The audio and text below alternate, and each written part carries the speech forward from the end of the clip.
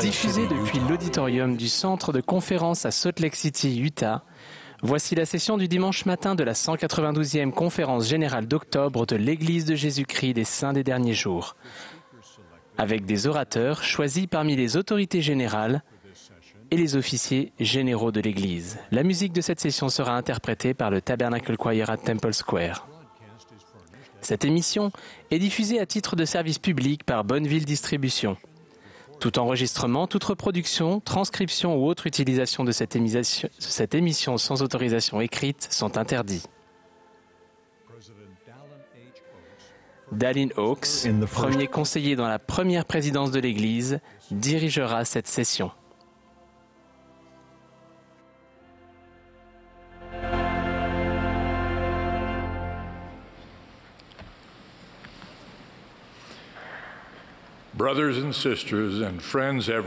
Mes frères et sœurs, chers amis, nous vous souhaitons la bienvenue à la session du dimanche matin de la 192e conférence générale d'avril de l'Église de Jésus-Christ des Saints des Derniers Jours.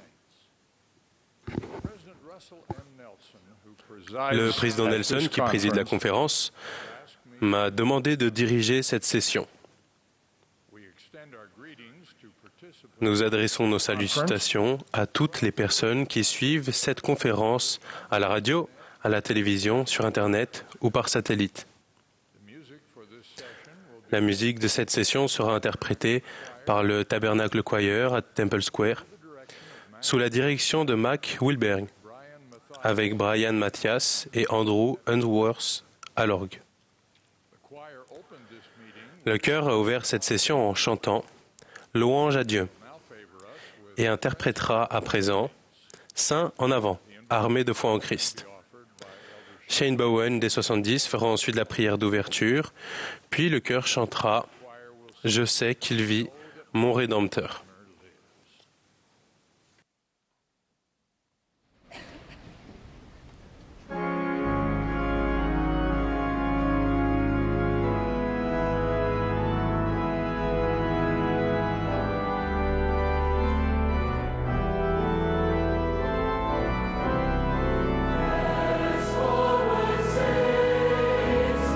Steadfast faith in Christ, may flow strong.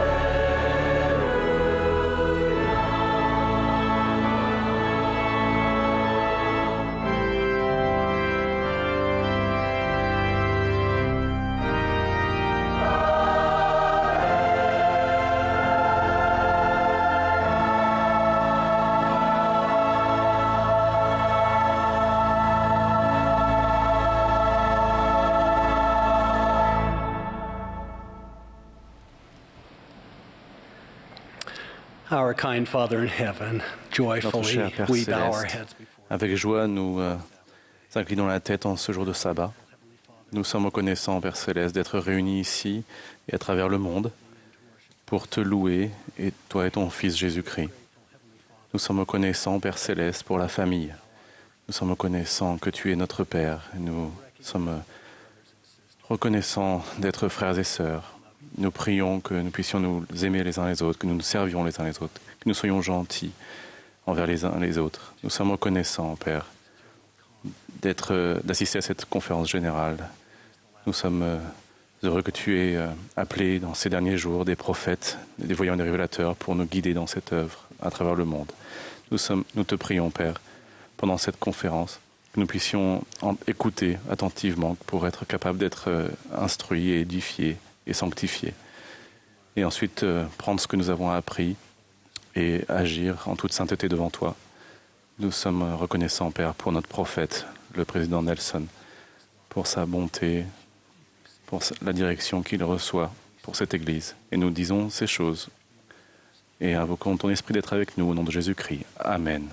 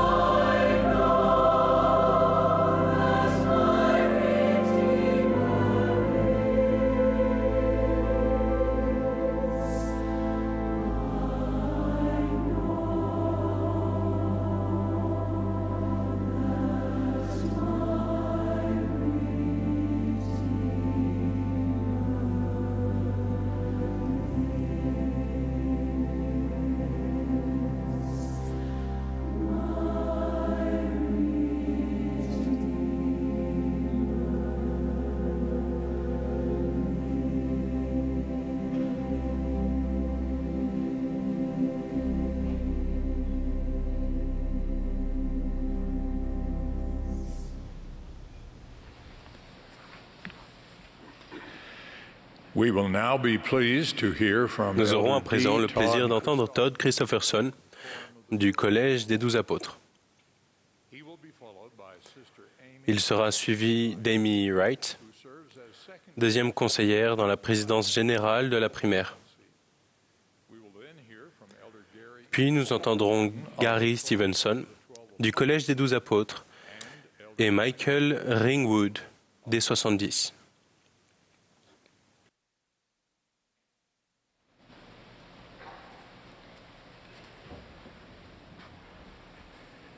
As Job in the Old Testament, dans in l'Ancien a time Testament, of suffering, some might feel that God au has milieu de la abandoned them. souffrance, certains peuvent penser que Dieu les a abandonnés. Nous savons que Dieu a le pouvoir d'empêcher toute affliction ou de nous l'ôter. Mais quand il ne le fait pas, nous pouvons être tentés de nous plaindre, questionnant peut-être, si Dieu n'accorde pas l'aide pour laquelle je prie, comment puis-je avoir foi en lui? À un moment au cours de ces épreuves intenses, Job, le juste, a dit, « Sachez alors que c'est Dieu qui me poursuit et qui m'enveloppe de son filet. Voici, je crie à la violence et nul ne répond. J'implore, j'appelle au secours et pas de justice. » Dans sa réponse à Job, Dieu demande, « Anéantiras-tu jusqu'à ma justice? Me condamneras-tu pour te donner raison? Ou en d'autres termes, m'accuseras-tu d'être injuste? Me condamneras-tu pour te justifier? » Avec force, Jéhovah rappelle à Job son omnipotence et son omniscience. Et Job, en toute humilité, reconnaît qu'il n'a nullement la connaissance, le pouvoir et la justice de Dieu et ne peut pas juger le Tout-Puissant. I know Il that thou déclare, canst do everything, he said, and that no thought can be withholden à tes from pensées. thee. I uttered that I understood J'ai not, parlé things sans le too wonderful comprendre, for me, which I knew not. de merveilles qui me dépassent et que je ne conçois pas. C'est pourquoi je me condamne et je me repens sur la poussière et sur la cendre. En fin de compte, Job a la bénédiction de voir le Seigneur et reçoit de lui au cours des dernières années de sa vie plus de bénédictions qu'il n'en avait reçues dans les premières. Oui, c'est folie de notre part, étant donné notre myopie dans la condition mortelle, de prétendre juger Dieu, pensant par exemple « Je suis malheureux, donc Dieu doit mal faire quelque chose. » À nous, ces enfants mortels, vivant dans un monde déchu qui en connaissons si peu sur le passé, le présent et l'avenir, il déclare « Toutes choses sont présentes pour moi, car je les connais toutes. » Jacob nous a donné ce sage conseil.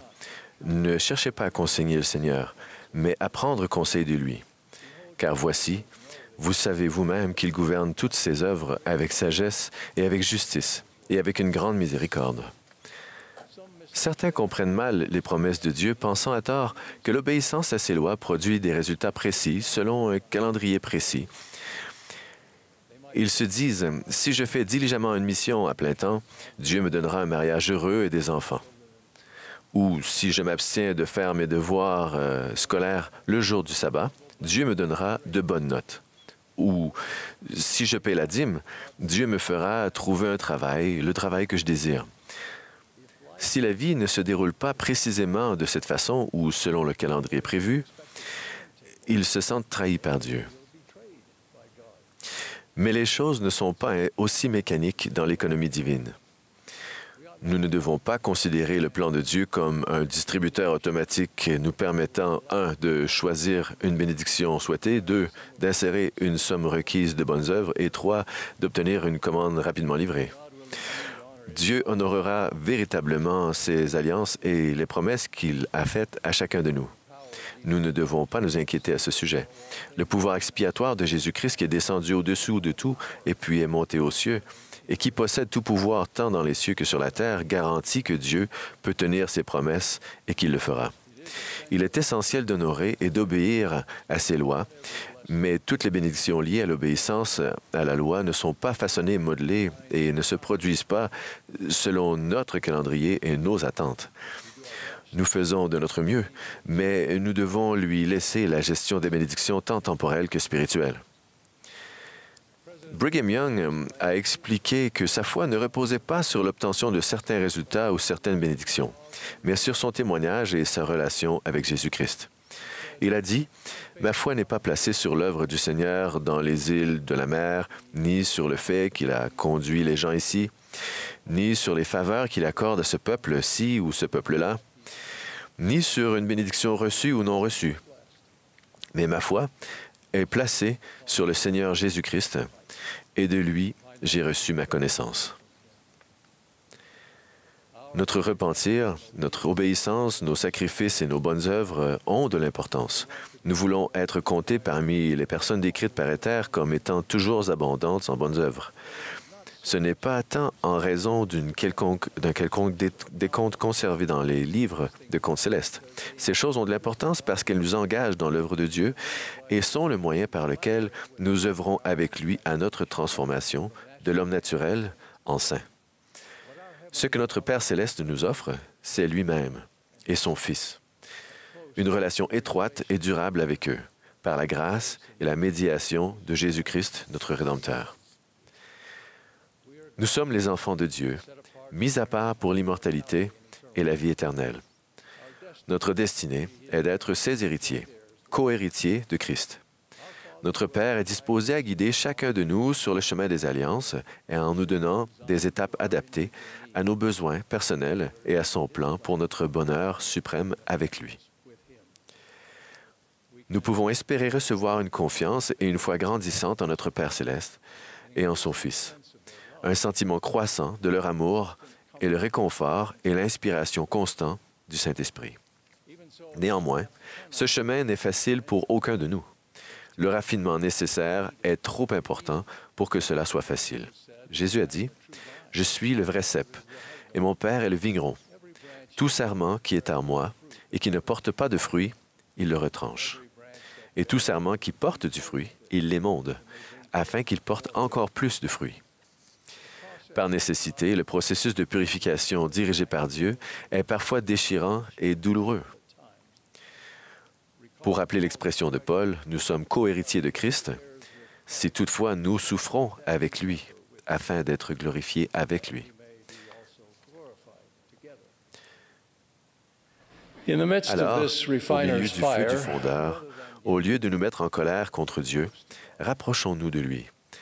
Invoquons le Père au nom du Fils. Marchons avec eux par l'Esprit jour après jour. Permettons-leur, au fil du temps, de nous manifester leur fidélité. Apprenons à les connaître vraiment et à connaître nous-mêmes, et nous connaître nous-mêmes.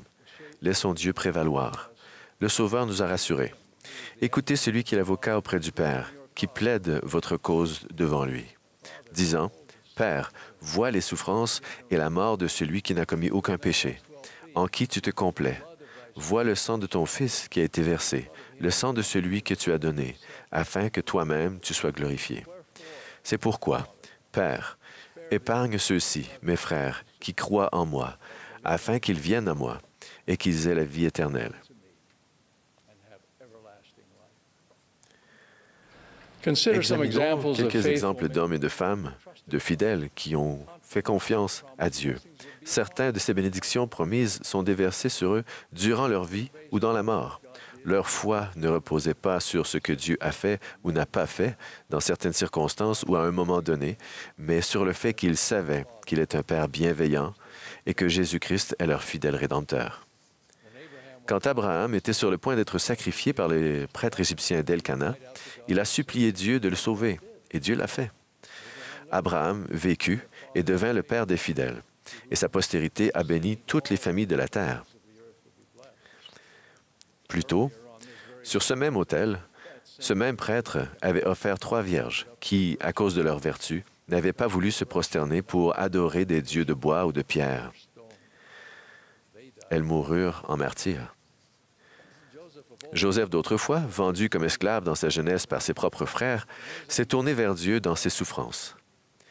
Petit à petit, il s'est élevé à une position importante au sein de la maison de son maître en Égypte, mais tous ses efforts furent réduits à néant à cause de fausses accusations de la femme de Potiphar.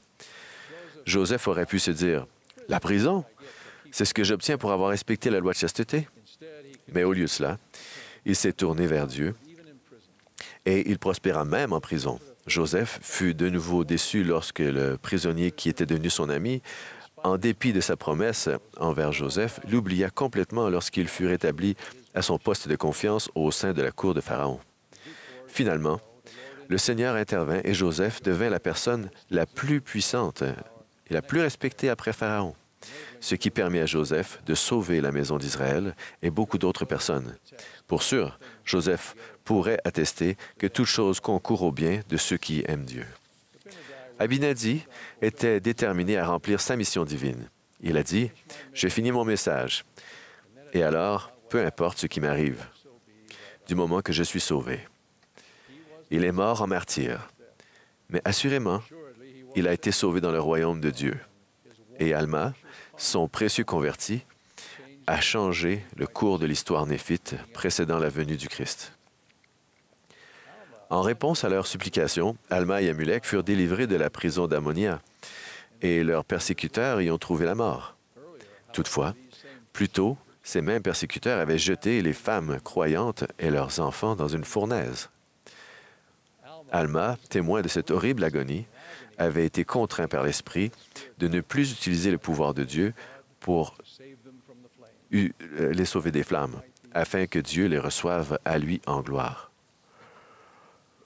Joseph Smith, le prophète, languissait dans la prison de Liberty au Missouri, incapable d'aider les saints, tandis que l'on pillait leurs biens et qu'ils étaient chassés de chez eux dans le froid glacial de l'hiver. Il a supplié, « Ô Dieu, où es-tu? Combien de temps retiendras-tu ta main? » En réponse, le Seigneur a promis, « Ton adversité et tes afflictions ne seront que pour un peu de temps. Et alors, si tu les supportes bien, Dieu t'exaltera en haut. Tu n'es pas encore comme Job. » À la fin, Joseph pouvait déclarer, comme Job, « Si Dieu me tue, je continuerai à espérer en lui. » Brooke P. Hales a raconté l'histoire de Patricia Parkinson, qui est née avec une vue normale, mais qui est devenue aveugle à l'âge de 11 ans.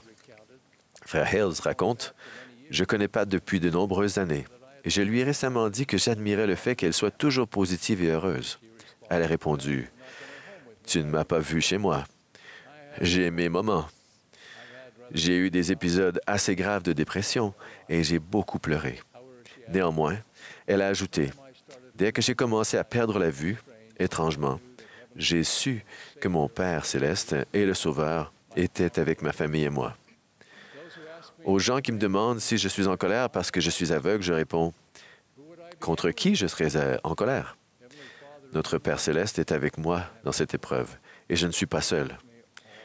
Il est constamment avec moi. » En fin de compte, la bénédiction que nous recherchons, c'est d'avoir une relation étroite et durable avec le Père et le Fils. Cela fait toute la différence et cela en vaut éternellement la peine. Avec Paul, nous témoignerons que les souffrances du temps présent dans la condition mortelle ne sauraient être comparées à la gloire à venir qui sera révélée pour nous. Je témoigne que quelles que soient nos expériences dans la condition mortelle, nous pouvons faire confiance à Dieu et trouver de la joie en lui. Confie-toi en l'Éternel de tout ton cœur et ne t'appuie pas sur ta sagesse. Reconnais-le dans toutes tes voies et il aplanira tes sentiers. Au nom de Jésus-Christ. Amen.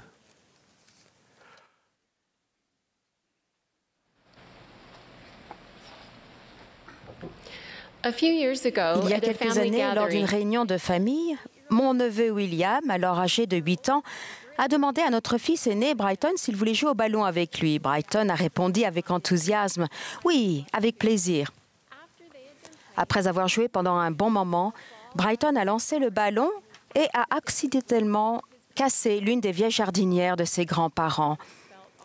Comme vous pouvez l'imaginer, il était mal à l'aise. Tandis qu'il se penchait et commençait lentement à ramasser les morceaux.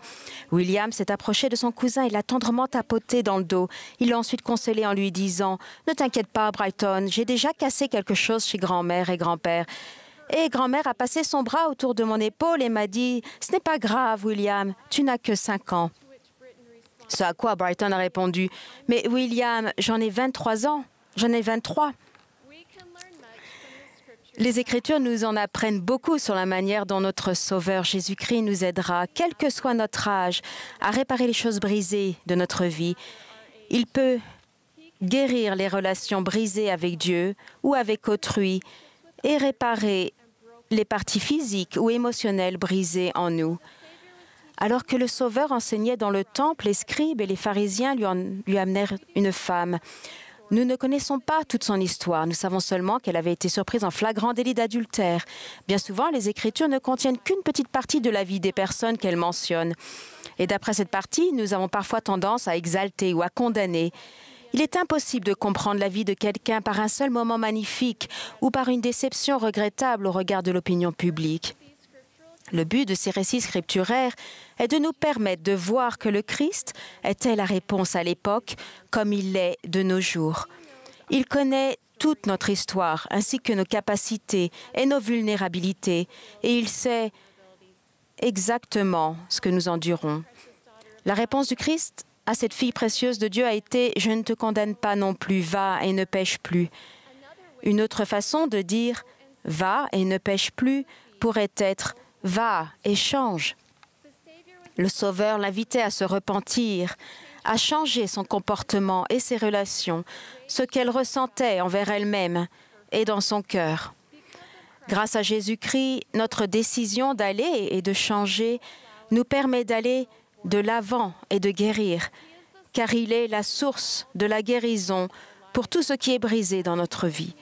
En tant que grand médiateur et avocat auprès du Père, le Christ sanctifie les relations rompues et les rétablit. Et chose plus importante, notre relation avec Dieu. La traduction de Joseph Smith indique clairement que la femme a suivi le conseil du Sauveur et a changé sa vie. Et la femme glorifia Dieu à partir de ce moment-là et crut en son nom.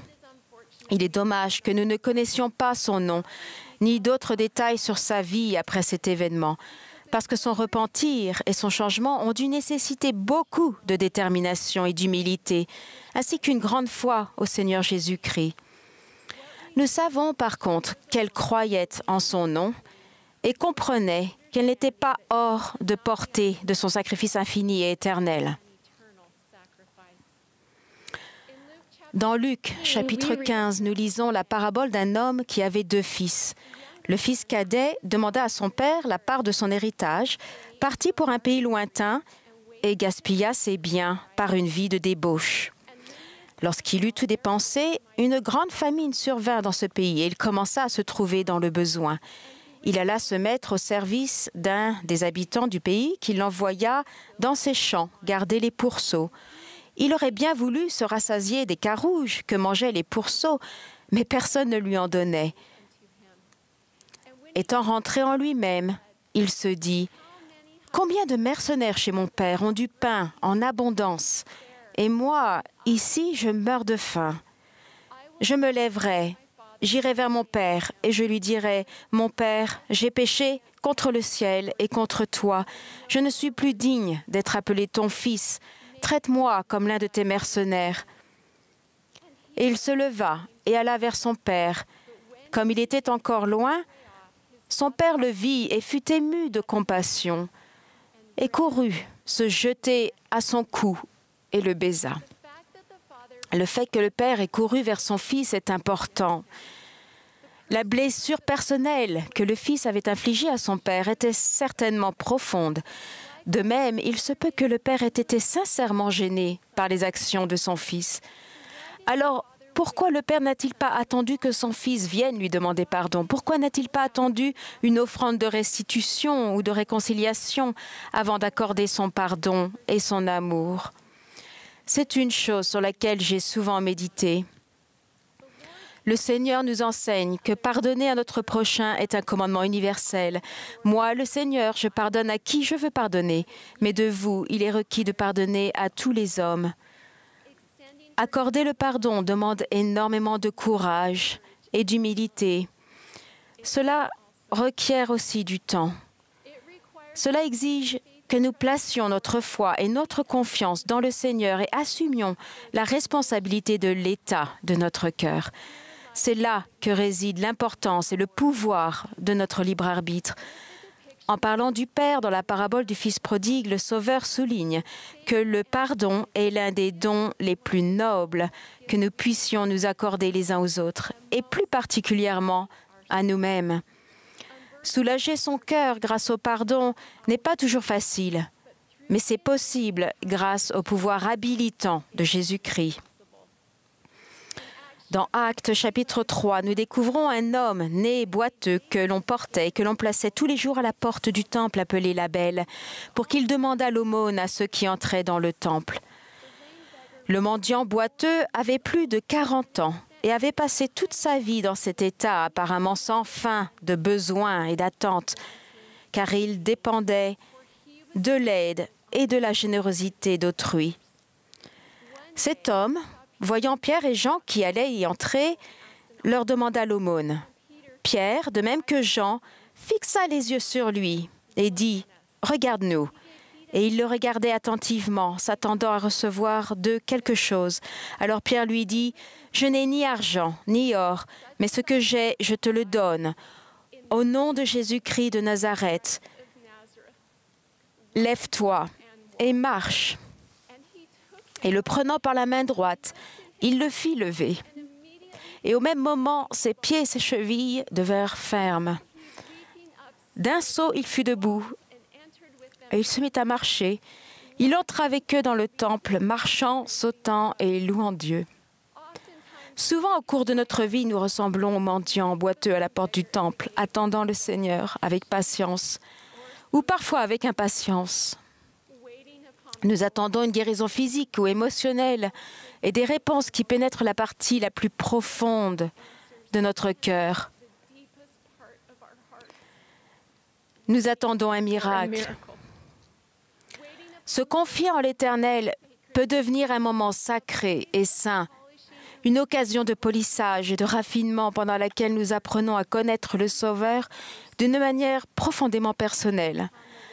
Se confier en l'Éternel consiste parfois à se demander « Ô Dieu, où es-tu » Une situation où la persévérance spirituelle exige que nous fassions preuve de foi en Jésus-Christ en le choisissant intentionnellement à maintes reprises.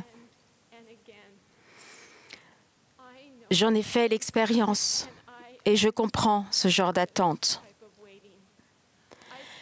J'ai passé d'innombrables heures dans un établissement de traitement du cancer, uni dans mes souffrances à beaucoup d'autres personnes qui aspiraient à être guéries. Certaines survécurent, d'autres non. J'ai appris d'une manière profonde que la délivrance de nos épreuves est différente pour chacun de nous. C'est pourquoi notre attention devrait moins se porter sur la manière dont nous sommes délivrés que sur le libérateur lui-même. Nous devons constamment porter notre attention sur Jésus-Christ.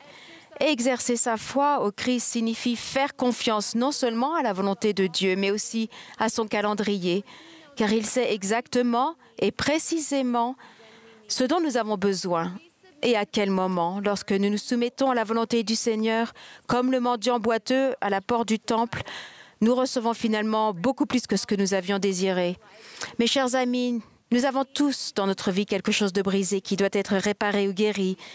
Lorsque nous nous tournons vers le Sauveur, gardons notre cœur et nos pensées en lui. Et quand nous nous repentons, il vient là où nous sommes avec la guérison sous ses ailes et met ses bras avec amour autour de nous et dit « Ce n'est pas grave, que tu aies 5 ans, 16 ans, 23 ans, 48 ans, 64 ans, 91 ans, nous pouvons arranger cela ensemble. » Je vous témoigne que rien dans votre vie n'est brisé au point d'être hors de la portée du pouvoir guérisseur, rédempteur et habilitant de Jésus-Christ, au nom sacré et saint de celui qui est puissant à guérir, Jésus-Christ. Amen.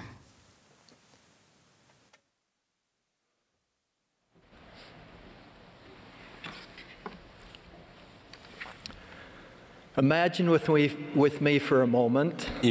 un instant avec moi sur une montagne en Galilée, témoin du miracle et de la gloire du Sauveur ressuscité, rendant visite à ses disciples. Comme cela est impressionnant de s'imaginer entendre les paroles qu'il leur a adressées, son invitation, baptisant au nom du Père, du Fils et du Saint-Esprit. Assurément, ces mots nous rempliraient de force, nous inspireraient et toucheraient chacun de nous. Comme cela a été le cas des apôtres, en fait, ils ont consacré le reste de leur vie à faire exactement cela. Il est intéressant de noter que les apôtres n'étaient pas les seuls à avoir pris les paroles de Jésus à cœur. Les membres de l'Église primitive convertis récents ou plus anciens ont répondu aux grands appels du Sauveur, prêchant la bonne nouvelle de l'Évangile aux personnes qui rencontraient et côtoyaient. Leur détermination à rendre témoignage de Jésus-Christ a aidé l'Église qui venait d'être établie à connaître une grande croissance. Nous aussi, disciples de Jésus-Christ, sommes invités à suivre son exhortation. Comme si nous avions été présents lorsqu'il a lancé la première fois sur cette montagne en Galilée. L'exhortation a été lancée de nouveau en 1830 lorsque Joseph Smith a mis à part son frère Samuel en tant que premier missionnaire de l'Église de Jésus-Christ. Depuis, plus d'1,5 million de missionnaires se sont rendus dans le monde entier prêchant à toutes les nations et baptisant les personnes qui acceptaient la joyeuse nouvelle de l'Évangile rétabli. C'est notre doctrine, notre plus grand désir. Du plus jeune au plus âgé, nous attendons impatiemment le moment où nous entendrons l'appel du Sauveur à prêcher l'Évangile à toutes les nations de la terre. Je suis certain que vous, jeunes gens et jeunes filles, avez dû ressentir une force similaire dans le défi que notre prophète vous a lancé hier, de vous préparer à faire une mission à plein temps, comme le Seigneur a demandé à ses apôtres de le faire. Tels des sprinteurs dans les starting blocks, nous attendons impatiemment l'invitation officielle, remplie et signée par le prophète, annonçant le début de la course. Ce désir est noble et inspirant, mais posons-nous cette question. Pourquoi ne commençons-nous pas tous dès maintenant? Vous vous demandez peut-être, comment puis-je être un missionnaire sans plaque? Ou nous nous disons encore, les missionnaires à plein temps sont mis à part pour faire cette œuvre. J'aimerais apporter mon aide, mais peut-être plus tard, quand ma vie sera plus calme. Frères et sœurs, c'est beaucoup plus simple que cela. Heureusement, le grand appel du Sauveur à être accompli par des principes simples, peut être accompli par des principes simples et faciles à comprendre qui nous ont été enseignés depuis notre enfance. Aimer, faire connaître et inviter. La première chose que nous pouvons faire est d'aimer comme le Christ a aimé. Notre cœur est lourd à cause de la souffrance humaine et des tensions que nous voyons dans le monde dans cette période agitée. Cependant, nous sommes également inspirés par le déversement de compassion et de désir du bien-être d'autrui de la part de gens de partout, en voyant leurs efforts pour venir en aide aux marginalisés, à ceux qui ont dû quitter leur foyer, sont séparés de leur famille ou éprouvent d'autres formes de chagrin et de désespoir.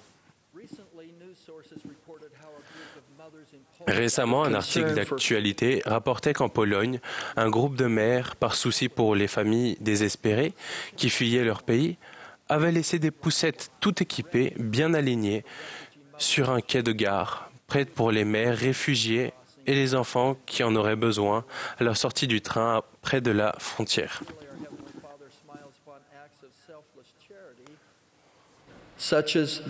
Assurément, notre Père Céleste sourit quand il voit des actes d'amour désintéressés tels que celui-là. Car lorsque nous portons les fardeaux les uns des autres, nous accomplissons la loi du Christ. Chaque fois que nous faisons preuve d'amour envers notre prochain, nous prêchons l'Évangile, même si nous ne prononçons pas un mot.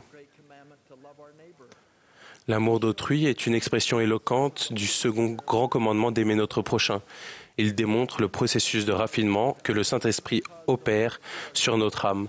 En faisant preuve d'amour chrétien, nous pouvons pousser les personnes qui sont témoins de nos bonnes œuvres à glorifier notre Père qui est dans les cieux. Nous le faisons sans rien attendre en retour. Bien sûr, nous espérons qu'elles accepteront notre amour, mais leur manière de réagir échappe à notre contrôle. Par contre, nous contrôlons ce que nous faisons et qui nous sommes.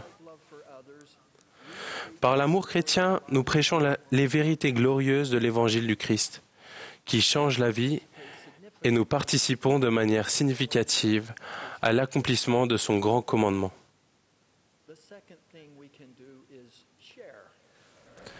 La deuxième chose que nous pouvons accomplir, c'est de faire connaître. Durant les premiers mois de la pandémie de COVID-19, frère Wisan, qui habite en Thaïlande, s'est senti poussé à faire part sur les réseaux sociaux de ses sentiments et de ses impressions concernant ce qu'il étudiait dans le livre de Mormon. Dans l'une de ses publications particulières personnelles, il a raconté l'histoire de deux missionnaires du livre de Mormon, Alma et Amulek. Son frère Winai était ancré dans ses propres croyances religieuses, mais il a été touché par les publications et a réagi de manière inattendue en demandant « Puis-je me procurer ce livre en Thaï ?» Wisan a fait en sorte qu'un livre de Mormon soit remis à son frère par deux sœurs missionnaires qui ont commencé à l'enseigner. Wisan s'est rejoint aux discussions à distance pendant lesquelles il a exprimé ses sentiments sur le livre de Mormon. Winai a appris à prier et à étudier dans un esprit de recherche de la vérité, afin de la trouver et de l'accepter. Au bout de quelques mois, il s'est fait baptiser. Wisan a dit « Nous avons la responsabilité d'être un instrument entre les mains de Dieu et nous devons toujours être prêts à le laisser accomplir son œuvre par notre intermédiaire. » Ce miracle familial a eu lieu parce que Wisan a fait connaître l'Évangile de manière simple et naturelle. Nous faisons tous connaître des choses à d'autres personnes. Nous faisons cela souvent. Nous parlons de nos films et plats préférés, de choses drôles que nous avons vues, d'endroits que nous avons visités, d'œuvres d'art que nous aimons et de citations qui nous ont inspirés. Comment pouvons-nous ajouter en toute simplicité à cette liste ce que nous aimons à propos de l'Évangile de Jésus-Christ? Dieter Uchtdorf a dit « Si quelqu'un vous demande comment s'est passé votre week-end, n'hésitez pas à lui parler de ce que vous avez fait à l'église.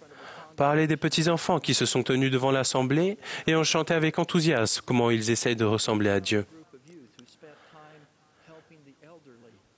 Parlez du groupe de jeunes qui a passé du temps à aider des personnes âgées en maison de retraite à compiler leurs histoires personnelles. Faire connaître l'Évangile ne veut pas dire le vendre. Il n'est pas nécessaire de rédiger un sermon ou de corriger quelqu'un qui a mal compris nos croyances. En termes de travail missionnaire, Dieu n'a pas besoin que vous fassiez la police. Il vous demande d'être son messager. En faisant connaître nos expériences positives de l'Évangile, nous prenons part à l'accomplissement du grand commandement du Sauveur. La troisième chose que vous pouvez faire est d'inviter. Sœur Myra est une convertie récente en Équateur. Sa joie dans l'Évangile a explosé juste après son baptême, quand elle a invité ses amis et ses proches sur les réseaux sociaux.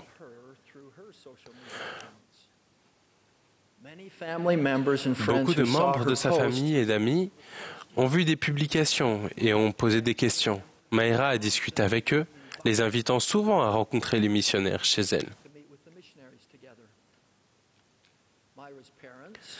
Les parents de Myra, ses frères et sœurs, sa tante, deux cousins et plusieurs de ses amis se sont fait baptiser parce qu'elle les a courageusement invités à venir et voir, à venir et servir, et à venir et être des nôtres.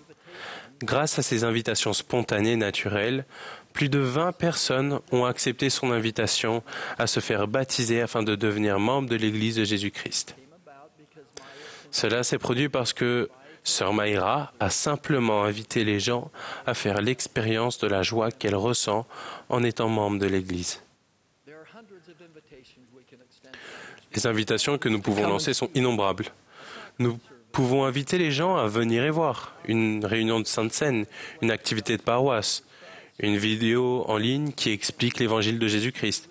Venir et voir pourrait être l'invitation à lire le livre de Mormon ou à visiter un temple avant sa consécration. Parfois, nous pouvons nous lancer l'invitation à nous-mêmes. Une invitation à être plus attentif et à reconnaître les occasions qui se présentent et à les saisir. Dans cette ère numérique, les membres font connaître leurs messages sur les réseaux sociaux. Il y a des centaines, sinon des milliers, de choses inspirantes que vous pourriez aimer partager. Ce contenu contient des invitations à venir et voir, à venir et servir, et à venir et être des nôtres. Lorsque nous invitons les gens à en apprendre davantage sur l'Évangile de Jésus-Christ, nous répondons à l'appel du Sauveur de s'engager dans cette œuvre. Mes frères et sœurs bien-aimés, nous avons parlé d'aujourd'hui de 3 choses simples, des choses faciles que chacun peut faire, des choses que vous pouvez faire. Vous les faites peut-être déjà, sans même en avoir conscience.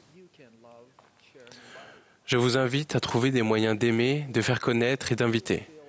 Ce faisant, vous ressentirez une grande joie, sachant que vous agissez selon les paroles de notre Sauveur bien-aimé. Ce que je vous exhorte à faire n'est pas un nouveau programme. Vous avez entendu ces principes dans le passé. Ce n'est pas la dernière grande nouveauté que l'Église vous demande d'appliquer. Ces 3 choses sont simplement le prolongement de ce que nous sommes déjà, des disciples de Jésus-Christ. Aucune plaque ni lettre n'est requise. Un appel officiel n'est pas nécessaire. Ces 3 choses deviennent une partie naturelle de qui nous sommes et de notre manière de vivre. Elles deviendront des expressions spontanées d'amour sincère. Comme les disciples de Jésus-Christ qui se sont rassemblés pour apprendre de lui en Galilée, il y a eu 2000 ans, nous aussi pouvons accepter l'appel du Sauveur et aller partout dans le monde prêcher l'Évangile. En aimant, faisant connaître et invitant, nous prenons part à l'œuvre grande et merveilleuse qui prépare la terre au retour de son Messie. Puissions-nous écouter l'appel du Sauveur et nous efforcer d'y répondre. C'est là ma prière, au nom de Jésus-Christ. Amen.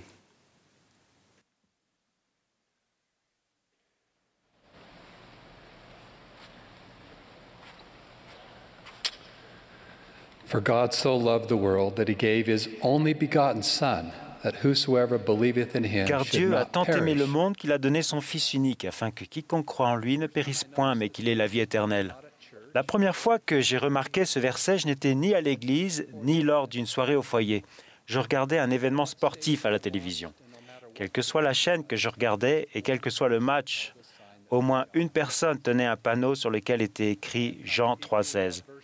J'ai appris à aimer le verset 17 tout autant. Dieu, en effet, n'a pas envoyé son Fils dans le monde pour qu'il juge le monde, mais pour que le monde soit sauvé par lui.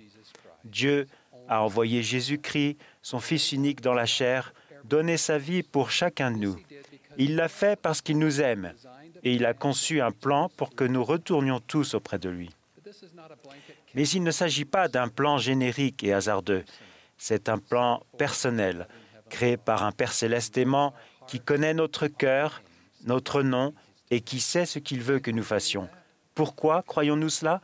Parce que c'est ce que les Saintes Écritures nous enseignent. Moïse a entendu à plusieurs reprises notre Père céleste prononcer les mots « Moïse, mon fils ». Abraham a appris qu'il était enfant de Dieu, choisi pour sa mission, avant même sa naissance. Par la main de Dieu, Esther a obtenu une position d'influence pour sauver son peuple. Et Dieu a fait confiance à une jeune fille, une servante, pour témoigner d'un prophète vivant afin que Naham soit guéri. J'aime particulièrement cet homme bon, de petite taille, qui a grimpé à un arbre pour voir Jésus. Le Sauveur savait qu'il était là, il s'est arrêté, a levé les yeux vers les branches et a dit « Zaché, hâte-toi de descendre ». Et on ne pourrait oublier le garçon de 14 ans qui s'est rendu dans un bosquet et a appris à quel point le plan est personnel. « Joseph, celui-ci est mon fils bien-aimé, écoute-le. » Frères et sœurs, nous sommes les sujets centraux du plan de notre Père céleste et la raison de la mission du Sauveur. Chacun de nous, individuellement, est leur œuvre et leur gloire. Pour moi, aucun livre d'Écriture n'illustre cela plus clairement que l'Ancien Testament que nous étudions. Chapitre après chapitre, nous découvrons des exemples de la façon dont notre Père céleste et Jéhovah sont intimement impliqués dans notre vie. Récemment, nous avons étudié la vie de Joseph, le fils bien-aimé de Jacob. Dès sa jeunesse, Jacob a été hautement favorisé par le Seigneur. Joseph a été hautement favorisé par le Seigneur, mais ses frères lui ont fait subir de grandes épreuves. Il y a 2 semaines, beaucoup d'entre nous ont été touchés en étudiant la façon dont Joseph a pardonné à ses frères. Dans Via et Suis-moi, nous lisons « À de nombreux égards, la vie de Joseph offre un parallèle avec celle de Jésus-Christ. Bien que nos péchés lui aient causé de grandes souffrances, le Sauveur offre le pardon et nous délivre tous d'un sort bien pire que la famine. Que nous ayons besoin de recevoir le pardon ou de l'accorder, nous avons tous besoin de faire les deux à un moment ou à un autre. L'exemple de Joseph nous dirige vers le Sauveur, la vraie source de la guérison et de la réconciliation. Une leçon que j'apprécie dans ce récit vient de Judas, le frère de Joseph, qui a joué un rôle dans le plan personnel de Dieu pour Joseph. Quand Joseph a été trahi par ses frères, Judas les a convaincus de ne pas ôter la vie à Joseph, mais de le vendre en tant qu'esclave. De nombreuses années après, Judas et ses frères ont dû emmener leur plus jeune frère Benjamin en Égypte.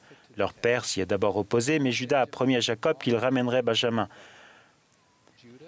En Égypte, la promesse de Judas a été mise à l'épreuve. Le jeune Benjamin a été accusé à tort d'avoir commis un crime. Judas, fidèle à sa promesse, a proposé d'être emprisonné à la place de Benjamin. Il a dit « Comment pourrais-je remonter vers mon père si l'enfant n'est pas avec moi, que je ne vois pas l'affliction de mon père ?» Judas était déterminé à tenir sa promesse et à ramener Benjamin sain et sauf. Et avez-vous déjà ressenti pour quelqu'un ce que Judas ressentait pour Benjamin? N'est-ce pas ce qu'un parent ressent pour son enfant, ce qu'un missionnaire ressent pour les personnes qu'il sert, ce qu'un dirigeant de la primaire ou des jeunes ressent à l'égard des personnes qu'il aime et instruit? Peu importe qui vous êtes ou votre situation actuelle, quelqu'un a ces mêmes sentiments à votre égard. Quelqu'un veut retourner auprès de notre Père céleste avec vous. Je suis reconnaissant envers les personnes qui ne nous abandonnent jamais, qui continuent de déverser leur âme en prière pour nous, de nous instruire, nous aider à nous qualifier pour retourner auprès de notre Père céleste. Récemment, un ami proche a passé 233 jours à l'hôpital à cause de la COVID-19. Pendant cette période, son père décédé lui a rendu visite et lui a demandé de faire passer un message à ses petits-enfants. Même de l'autre côté du voile, ce bon grand-père désirait aider ses petits-enfants à retourner dans leur foyer céleste. De plus en plus, les disciples du Christ se souviennent des Benjamins dans leur vie. Partout dans le monde, ils ont entendu l'appel de notre prophète bien-aimé, Russell Nelson. Des jeunes gens et des jeunes filles se sont engagés dans le bataillon des jeunes du Seigneur. Des personnes et des familles tendent la main dans un esprit de service, aimant leur prochain, faisant connaître l'Évangile et invitant des amis et des voisins à aller au Christ. Des jeunes et des adultes se souviennent de leurs alliances et s'efforcent de les respecter en remplissant les temples de Dieu, en trouvant des noms de membres décédés de leur famille et en recevant les ordonnances en leur faveur. Pourquoi le plan personnalisé de notre Père céleste pour nous comprend-il le fait d'aider les autres à retourner à lui? Car c'est de cette manière que nous devenons semblables à Jésus-Christ. En fin de compte, l'histoire de Judas et Benjamin nous éclaire sur le sacrifice que le Sauveur a fait pour nous. Par son expiation, il a donné sa vie pour nous ramener au foyer céleste. Les paroles de Judas témoignent de l'amour du Sauveur. « Comment pourrais-je remonter vers mon Père si tu n'es pas avec moi ?» Tandis que nous rassemblons Israël, ces paroles peuvent aussi être les nôtres. L'Ancien Testament regorge de miracles et de tendres miséricordes caractéristiques du plan de notre Père céleste. Dans 2 Rois 4, l'expression « un jour » est citée 2 fois pour souligner que les événements importants se produisent selon le calendrier de Dieu et qu'aucun détail n'est trop anodin pour lui. Mon nouvel ami Paul est un témoin de cette vérité. Paul a grandi dans un foyer empreint d'intolérance et parfois de violence envers la religion. Pendant qu'il étudiait sur une base militaire en Allemagne, il a remarqué 2 sœurs qui semblaient émettre une lumière spirituelle. Il a demandé pourquoi elles étaient différentes et a appris qu'elles appartenaient à l'Église de Jésus-Christ et des Saints des derniers jours. Rapidement, Paul a rencontré les missionnaires et a été invité à l'Église. Le dimanche suivant, alors qu'il descendait du bus, il a remarqué 2 hommes vêtus de chemises blanches et de cravates. Il a demandé s'ils étaient des frères de l'Église. Ils ont répondu oui, alors Paul les a suivis. Pendant le culte, un prédicateur pointait du doigt les personnes de l'Assemblée et les invitait à témoigner. À la fin de chaque témoignage, un roulement de tambour était joué et l'assemblée s'exclamait « Amen ». Quand le prédicateur a montré Paul du doigt, il s'est levé et a dit « Je sais que Joseph Smith était un prophète et que le livre de Mormon est vrai. » Il n'y a eu ni roulement de tambour, ni Amen. Paul a fini par comprendre qu'il n'était pas au bon endroit. Peu après, il a trouvé le bon endroit et s'est fait baptiser. Le jour du baptême de Paul, un membre qu'il ne connaissait pas lui a dit « Vous m'avez sauvé la vie ». Quelques semaines plus tôt, cet homme avait décidé de chercher une autre église et assister à un service de culte avec des tambours et des amens. En entendant Paul rendre témoignage de Joseph Smith et du livre de Mormon, l'homme s'est rendu compte que Dieu le connaissait, reconnaissait ses difficultés et avait un plan pour lui. Pour Paul et pour l'homme, ce jour a vraiment été un jour opportun. Nous aussi, nous savons que notre Père céleste a un plan du bonheur pour chacun de nous. Parce que Dieu a envoyé son Fils bien-aimé pour nous, les miracles dont nous avons besoin se produiront le jour précis qui est nécessaire à l'accomplissement de son plan. Je témoigne que nous pouvons en apprendre plus sur le plan de Dieu pour nous en étudiant l'Ancien Testament cette année. Cet ouvrage sacré montre le rôle des prophètes dans des temps incertains et les mains de Dieu dans un monde troublé et rempli de querelles. Il parle aussi d'humbles croyants qui attendaient fidèlement la venue de notre Sauveur, tout comme nous attendons sa seconde venue avec impatience et nous préparons à son retour glorieux prophétisé depuis longtemps. Avant ce jour, nous ne verrons peut-être pas de nos yeux naturels le dessein de Dieu concernant tous les aspects de notre vie. Mais souvenons-nous de la réaction de Néphi lorsqu'il s'est trouvé devant quelque chose qu'il ne comprenait pas. Bien que ne connaissant pas la signification de toute chose, il savait que Dieu aime ses enfants. Voilà mon témoignage en cette belle matinée de sabbat. Puissions-nous inscrire cette vérité dans notre cœur et lui permettre de remplir notre âme de paix, d'espérance et de joie éternelle. Dieu nous a tant aimés qu'il a envoyé son Fils unique, non pour nous condamner, mais pour nous sauver. Au nom de Jésus-Christ. Amen.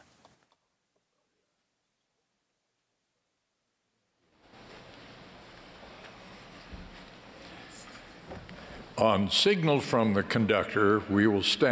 signal du directeur de la musique, l'assemblée se lèvera et se joindra au chœur pour chanter « Vivons ce bonheur ». Après le chant, nous aurons le plaisir d'entendre Ronald Rasband du Collège des 12 Apôtres. Il sera suivi de Hugo Martinez des 70.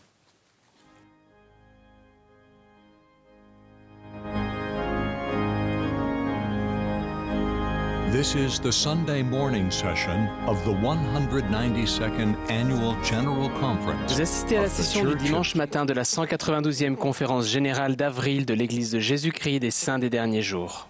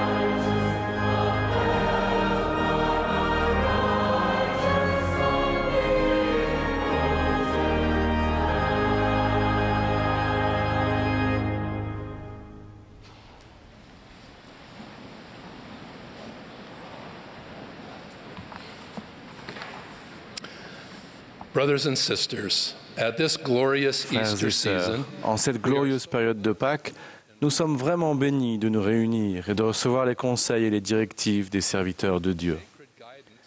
La direction et les enseignements sacrés que nous recevons de notre Père Céleste aident à nous orienter dans la vie en ces temps périlleux. Comme les prophéties l'ont annoncé, des incendies, des tempêtes, des guerres, des bruits de guerre, des tremblements de terre en divers lieux et toutes sortes d'abominations, de pestes et de famines ravagent les familles, les collectivités et même les nations. Il y a un autre fléau qui ravage le monde. Les attaques menées contre votre liberté de culte et la mienne. Cette inimitié qui va croissant cherche à exclure la religion et la foi en Dieu de la sphère publique, des écoles, des valeurs collectives et du discours civique. Les opposants à la liberté religieuse cherchent à imposer des restrictions aux expressions de conviction sincères. Ils vont jusqu'à critiquer et tourner en dérision les traditions religieuses. Ce genre d'attitude marginalise les gens, dénigrant les principes personnels, l'équité, le respect, la spiritualité et la paix de la conscience. Qu'est-ce que la liberté religieuse ? C'est la liberté de culte dans tous ses aspects. Liberté de s'assembler, liberté de s'exprimer, liberté d'agir en accord avec ses croyances et liberté pour les autres de faire de même.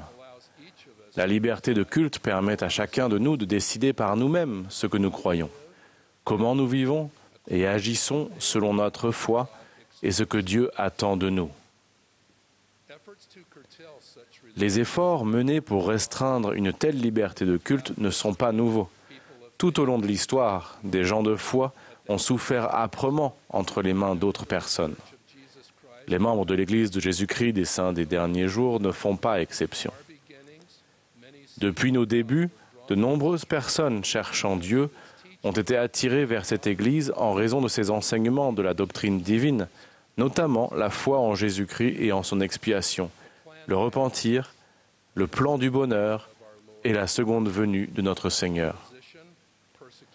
L'opposition, la persécution et la violence se sont abattus sur notre premier prophète des derniers jours, Joseph Smith, et sur ceux qui l'ont suivi.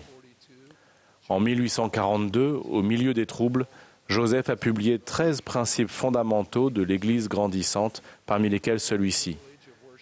Nous affirmons avoir le droit d'adorer le Dieu Tout-Puissant selon les inspirations de notre conscience et reconnaissons le même droit à tous les hommes, qu'ils adorent comme ils veulent, où ils veulent ou ce qu'ils veulent. Sa déclaration est inclusive, libératrice et respectueuse. C'est l'essence de la liberté de culte. Joseph Smith, le prophète, a aussi déclaré « Je suis fier de déclarer devant les cieux que je suis tout aussi prêt à mourir pour défendre les droits d'un presbytérien, d'un baptiste ou d'un brave homme de toute autre confession religieuse. Car le même principe qui piétinerait les droits des saints piétinerait ceux des catholiques ou de toute autre confession qui pourrait être impopulaire ou trop faible pour se défendre. C'est l'amour de la liberté qui inspire mon âme, la liberté civile et religieuse de tout le genre humain. Néanmoins, les premiers membres de l'Église ont été attaqués et chassés à des milliers de kilomètres de l'État de New York jusqu'en Ohio, puis au Missouri, où le gouverneur a émis un ordre selon lequel les membres de l'Église devaient être traités comme des ennemis et exterminés ou chassés de l'État. Ils se sont enfuis en Illinois, mais les tourments ont continué. Des émeutiers ont assassiné Joseph, le prophète, pensant qu'en le tuant, ils détruiraient l'Église et disperseraient les croyants. Mais les fidèles ont tenu bon. Le successeur de Joseph Smith, Brigham Young, a conduit des milliers de personnes dans leur exode forcé pour parvenir 2100 km plus à l'ouest, à ce qui est maintenant l'État d'Utah. Mes propres ancêtres faisaient partie de ces premiers pionniers.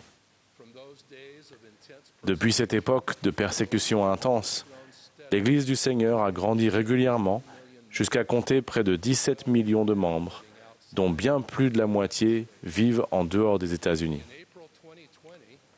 En avril 2020, notre Église a célébré le bicentenaire du rétablissement de l'Évangile en publiant une déclaration au monde, préparée par notre première présidence et le Collège des 12 apôtres.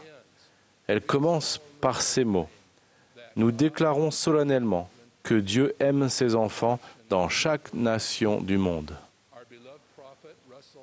Russell Nelson, notre prophète bien-aimé, a dit en outre « Nous croyons à la liberté, à la gentillesse et à l'équité pour tous les enfants de Dieu.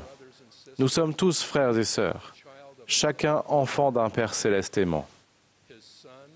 Son Fils, le Seigneur Jésus-Christ, nous invite tous à aller à lui, noirs et blancs, esclaves et libres, hommes et femmes.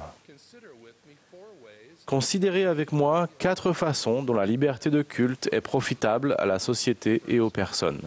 Premièrement, la liberté de culte honore le premier et le deuxième grand commandement de placer Dieu au centre de notre vie. Nous lisons dans Matthieu, « Tu aimeras le Seigneur ton Dieu de tout ton cœur, de toute ton âme et de toute ta pensée. » Et voici le second qui lui est semblable, « Tu aimeras ton prochain comme toi-même. » Que ce soit dans une église, une synagogue, une mosquée ou une cabane avec un toit en tôle, les disciples du Christ et tous les croyants animés du même esprit peuvent exprimer leur dévotion à Dieu en lui rendant un culte et en étant disposés à servir ses enfants. Jésus-Christ est l'exemple parfait de ce genre d'amour et de service. Durant son ministère, il a pris soin des pauvres, il a guéri les malades et les aveugles, il a nourri les affamés, accueilli les petits-enfants à bras ouverts et pardonné aux personnes qui lui avaient fait du tort, même celles qui l'avaient crucifié. Les Écritures disent que Jésus allait de lieu en lieu, faisant du bien, et nous devons faire de même. Deuxièmement, la liberté de culte favorise les expressions de foi, d'espérance et de paix. En tant qu'Église, nous nous associons à d'autres religions pour protéger les gens de toute confession et appartenance et défendre leur droit de parler de leurs convictions. Cela ne signifie pas que nous acceptons leurs croyances, ni eux les nôtres, mais nous avons davantage en commun avec eux qu'avec les personnes qui désirent nous réduire au silence. Récemment, j'ai représenté l'Église au forum interreligieux annuel du G20 en Italie. Je me suis senti soutenu et même porté lorsque j'ai rencontré des dirigeants des gouvernements et des religions du monde entier. J'ai pris conscience que les différences peuvent être surmontées et les blessures guéries quand nous honorons Dieu, notre Père à tous, et son Fils, Jésus-Christ. Le guérisseur suprême de tous est notre Seigneur et Sauveur, Jésus-Christ. J'ai vécu une expérience intéressante au moment de terminer mon discours.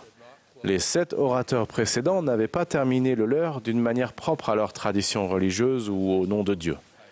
Pendant que je parlais, je me suis demandé, est-ce que je me contente de dire merci et de m'asseoir, ou est-ce que je termine au nom de Jésus-Christ? Je me suis rappelé qui j'étais, et j'ai su que le Seigneur voudrait que je dise son nom pour terminer mon message. C'est ce que j'ai fait. Rétrospectivement, c'était l'occasion pour moi d'exprimer ma croyance, et j'ai bénéficié de la liberté de culte de témoigner en son saint nom. Troisièmement, la religion inspire les gens à aider autrui. Quand on donne aux religions la place et la liberté de s'épanouir, les croyants accomplissent des actes de service simples et parfois héroïques. L'expression juive ancienne « tikkun olam », qui signifie « réparer ou guérir le monde », trouve aujourd'hui un écho dans les efforts de très nombreuses personnes.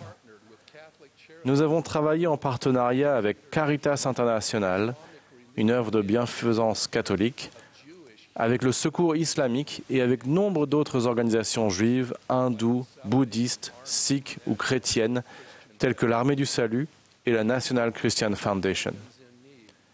Ensemble, Nous rendons service à des millions de personnes dans le besoin, notamment pour ce qui est le plus récent en fournissant à des réfugiés de guerre des tentes, des sacs de couchage et des denrées alimentaires, en participant à l'alphabétisation, en fournissant de l'eau potable, en portant secours et assistance à la suite de catastrophes naturelles, en reconstruisant des maisons, en effectuant des campagnes de vaccination, notamment contre la polio et la Covid-19. La liste de ce que nous faisons est longue, mais celle des besoins aussi. Il ne fait aucun doute que des gens de foi qui travaillent ensemble peuvent apporter une contribution importante. D'un autre côté, le service individuel passe souvent inaperçu mais change des vies discrètement. Je pense à l'exemple rapporté dans Luc où Jésus-Christ s'est porté au secours de la veuve de Nain. Alors qu'il marchait avec un groupe de disciples, Jésus a croisé la procession funéraire du fils unique de la veuve. Sans celui-ci, elle était promise à la déchéance émotionnelle, spirituelle et même financière. Voyant son visage marqué par les larmes, Jésus a dit « Ne pleure pas ». Puis il a touché le cercueil portant le corps et la procession s'est arrêtée. Il a commandé « Jeune homme, je te le dis, lève-toi ». Et le mort s'assit, se mit à parler. Jésus le rendit à sa mère. Ressusciter les morts est un miracle. Mais tout acte de bonté et de bienveillance envers une personne qui est en difficulté est le moyen par lequel chacun de nous, qui avons fait des alliances, peut aussi aller de lieu en lieu, faisant du bien, sachant que Dieu est avec nous. Et quatrièmement, la liberté de culte agit comme une force d'unification et de ralliement pour façonner les valeurs et la moralité. Dans le Nouveau Testament, nous lisons que beaucoup de gens se sont détournés de Jésus-Christ, disant à mi-voix de sa doctrine « Cette parole est dure, qui peut l'écouter ?» On entend encore aujourd'hui cette plainte dans la bouche des personnes qui cherchent à refuser à la religion une place dans les conversations et une quelconque influence. Mais si la religion n'est pas là pour façonner la personnalité et apporter des solutions dans les moments difficiles, qui le fera ? Qui enseignera l'honnêteté, la reconnaissance, le pardon et la patience ? Qui manifestera de la charité, de la compassion et de la bonté à l'égard des oubliés et des opprimés ? Qui se montrera accueillant envers les personnes qui sont différentes, mais méritantes, comme le sont tous les enfants de Dieu? Qui ouvrira les bras aux personnes dans le besoin, sans chercher de récompense? Qui révérera la paix et l'obéissance à des lois plus élevées que les tendances du moment? Qui répondra au plaidoyer du Sauveur, « Va, et toi, fais de même ». Nous le ferons. Oui, frères et sœurs, nous le ferons. Je vous exhorte à défendre la cause de la liberté de culte. C'est une expression du principe de libre arbitre donné par Dieu. La liberté de culte apporte de l'équilibre aux philosophies antagonistes. Le bien accompli grâce à la religion, sa portée et les actes quotidiens d'amour qu'elle inspire ne se multiplient que lorsque nous protégeons la liberté d'exprimer des croyances essentielles et d'agir en accord avec elles. Je témoigne que Jésus-Christ dirige cette Église et la guide par un prophète moderne. Jésus-Christ a expié pour nos péchés. Il a été crucifié sur une croix et il est ressuscité le troisième jour. Grâce à lui, nous pouvons vivre à nouveau à toute éternité et les personnes qui le souhaitent peuvent être avec notre Père céleste. Je déclare cette vérité au monde entier. Je suis reconnaissant d'être libre de le faire. Au nom de Jésus-Christ. Amen.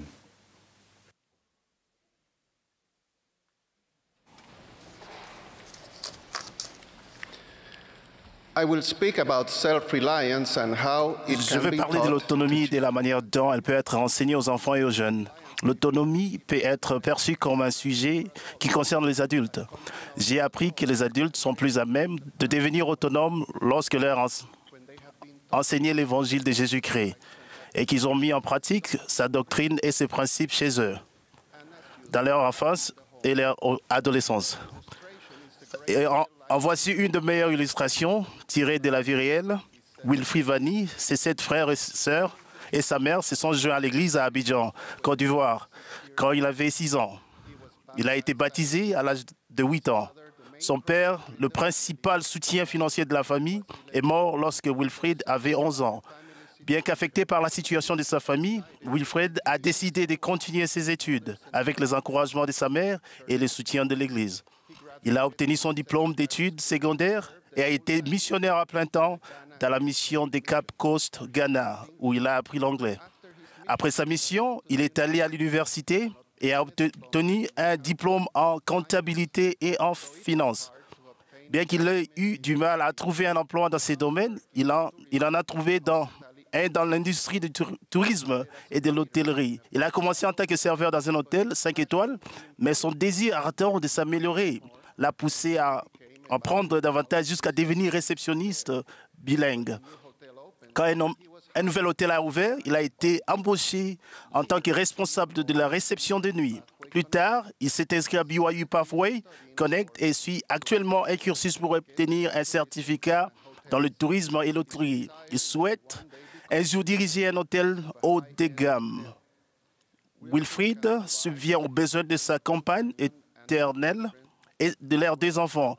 Il aide sa mère et ses frères et sœurs. Il est actuellement membre du Grand Conseil. L'autonomie et la capacité, l'engagement et l'effort de subvenir aux nécessités spirituelles et temporelles de la vie pour soi-même et sa famille. Fin de citation. Nos efforts pour devenir autonomes font partie de l'œuvre que nous accomplissons sur le chemin des alliances qui nous ramène auprès de notre Père Céleste et de son Fils Jésus-Christ. Il renforce notre foi en Jésus-Christ et nous lie joyeusement au Sauveur grâce aux alliances et aux ordonnances du salut et de l'exaltation. L'autonomie est une doctrine de l'Évangile de Jésus-Christ et non un programme. C'est un processus qui dure toute la vie et non un événement. Nous devenons autonomes tout au long de notre vie en acquérant de la force spirituelle, en améliorant notre santé physique et émotionnelle, en poursuivant des études, en cherchant un emploi et en étant préparés temporellement. Y a-t-il un moment de notre vie où cette tâche est terminée? Non. C'est un processus permanent qui consiste à apprendre, à progresser et à travailler. Il ne cesse jamais. C'est un processus continu et quotidien. Comment enseigner la doctrine et les principes de l'autonomie à nos enfants et nos jeunes? Une façon importante d'y parvenir est d'utiliser quotidiennement le programme de développement pour les enfants et les jeunes dans notre foyer. Les parents et les enfants apprennent l'évangile de Jésus-Christ, rendent service et participent à d'autres activités. Ensemble, ils s'efforcent de progresser dans 4 domaines de développement personnel qui sont uniques pour chaque enfant. Ce n'est plus le même programme de la primaire pour tous. Le livret pour les enfants indique quand Jésus-Christ avait ton âge, il a appris des choses et il a progressé. Toi aussi, tu apprends des choses et tu fais des progrès. Les Écritures déclarent, et Jésus croissait en sagesse, en stature et en grâce devant Dieu et devant les hommes. Ce verset fait référence à la progression et l'apprentissage dans le domaine spirituel, la grâce devant Dieu, sociale, la grâce devant les hommes, physique, la stature et l'intellectuel, la sagesse. Ces domaines de développement s'appliquent à tous, quel que soit notre âge. Quand les enseignants, nous, dans Deutéronomie 6, 6 à 7, nous lisons « Et ces commandements que je te donne aujourd'hui seront dans ton cœur.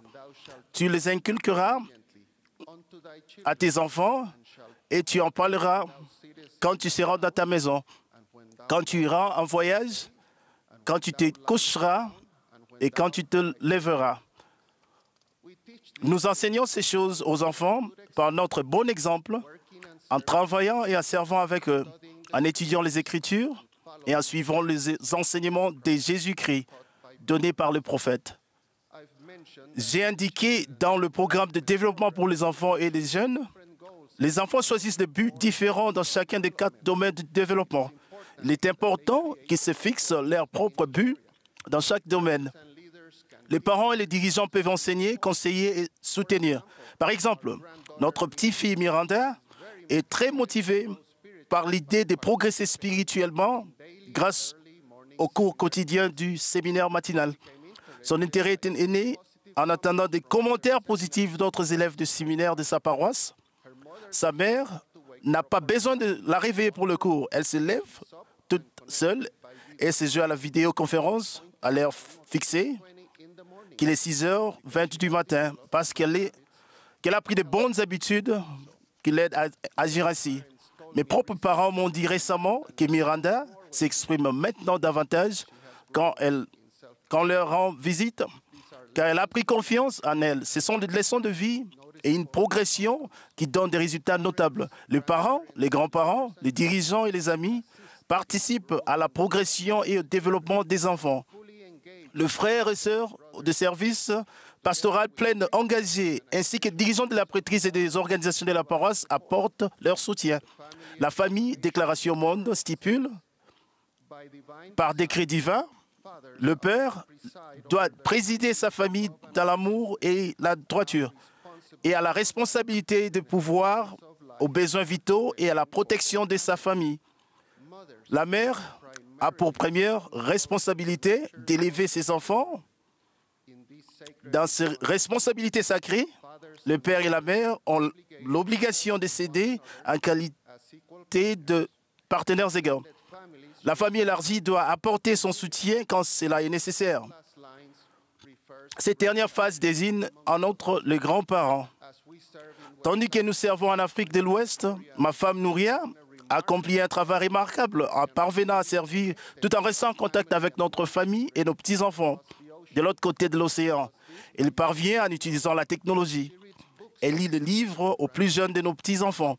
Ils instruisent nos petites-filles plus âgées par des leçons sur les sujets tels que l'histoire de notre famille, les sciences, l'histoire de Porto Rico, les articles de foi et l'évangile de Jésus-Christ. Aujourd'hui, la distance qui nous empêche pas de créer le lien, de cultiver le sentiment d'appartenance et de servir et d'enseigner la génération montante de notre famille. Je me joins aussi à nourrir quand je le peux pour instruire nos précieux petits-enfants, les aimer, les gâter, les faire rire. Remarquez les ressemblances inspirées entre le programme de développement pour les enfants et les jeunes et le développement de l'autonomie. Les 4 domaines de développement sont très similaires. Dans le domaine de l'autonomie, la force spirituelle correspond au domaine spirituel du programme de développement pour les enfants et les jeunes. Dans le domaine de l'autonomie, la santé physique et émotionnelle sont similaires au domaine physique et social du programme de développement pour les enfants et les jeunes. Dans le domaine de l'autonomie instruction, l'emploi et la préparation terrestre sont semblables au domaine intellectuel. Pour conclure, suivant notre Sauveur Jésus-Christ et son évangile, en devenant autonome tout au long de notre vie et enseignant à nos enfants et à nos jeunes de faire le même. Nous y parvenons le mieux en atteignant de bons exemples de service, en vivant et en enseignant la doctrine et le principe de l'autonomie. 3. En obéissant au commandement de renforcer l'autonomie dans le cadre de l'évangile de Jésus-Christ. Dans Doctrine et Alliance 104, versets 15 et 16, nous lisons « Et j'ai l'intention de pouvoir aux besoins de mes saints, car tout est à moi. Mais il faut que cela se fasse à ma façon. Et voici, telle est la façon que moi, le Seigneur, j'ai décrétée pour pouvoir aux besoins de mes saints. Les pauvres seront élevés, on sait que les riches seront abaissés.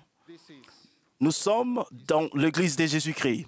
Son évangile est une bénédiction pour les familles ici-bas et dans les éternités. Il guide notre vie tandis que nous efforçons de devenir une famille éternelle. Je sais que cela est vrai. Au nom de Jésus-Christ, Amen.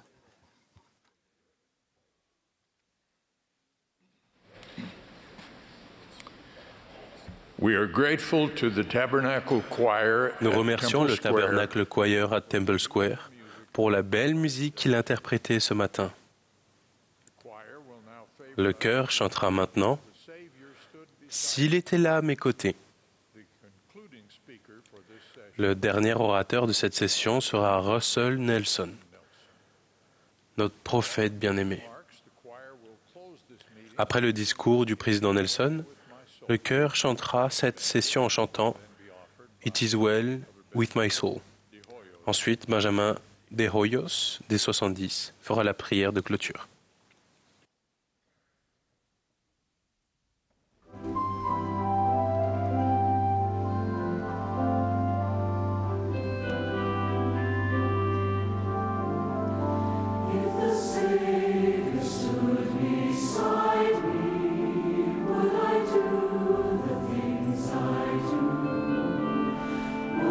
Think of his commandments and try hard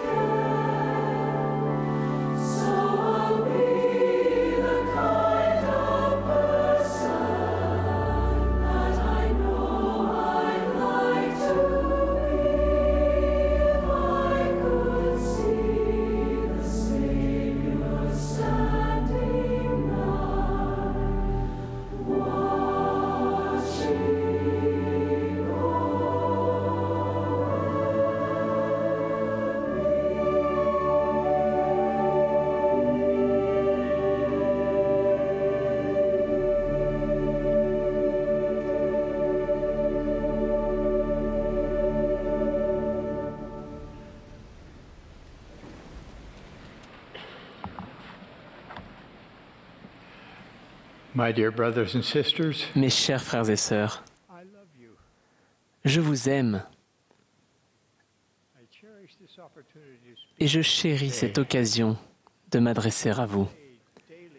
Je prie chaque jour pour que vous soyez protégés des attaques féroces de l'adversaire et que vous ayez la force d'aller de l'avant, quelles que soient les difficultés auxquelles vous êtes confrontés. Certaines épreuves sont des fardeaux profondément intimes que personne d'autre ne voit. D'autres se jouent sur la scène mondiale. Le conflit armé en Europe de l'Est en fait partie. J'ai été en Ukraine et en Russie à plusieurs reprises. J'aime ces pays, ces peuples et leurs langues. Je pleure et je prie pour toutes les personnes affectées par ce conflit. L'Église fait tout ce qui est en son pouvoir pour aider les personnes qui souffrent et luttent pour survivre. Nous invitons tout le monde à continuer à jeûner et à prier pour toutes les personnes touchées par cette calamité. Toute guerre est une violation horrifiante de tout ce que le Seigneur Jésus-Christ a enseigné et défend. Aucun d'entre nous ne peut contrôler les nations ou les actes d'autrui, ni même les membres de sa propre famille. Mais nous pouvons tous nous contrôler nous-mêmes. Mon appel aujourd'hui, chers frères et sœurs, est de mettre fin aux conflits qui font rage dans votre cœur, votre foyer et votre vie. Enterrez toutes vos dispositions à blesser autrui. Que ces dispositions soient votre tempérament ou une langue acérée ou un ressentiment à l'égard de quelqu'un qui vous a fait du mal.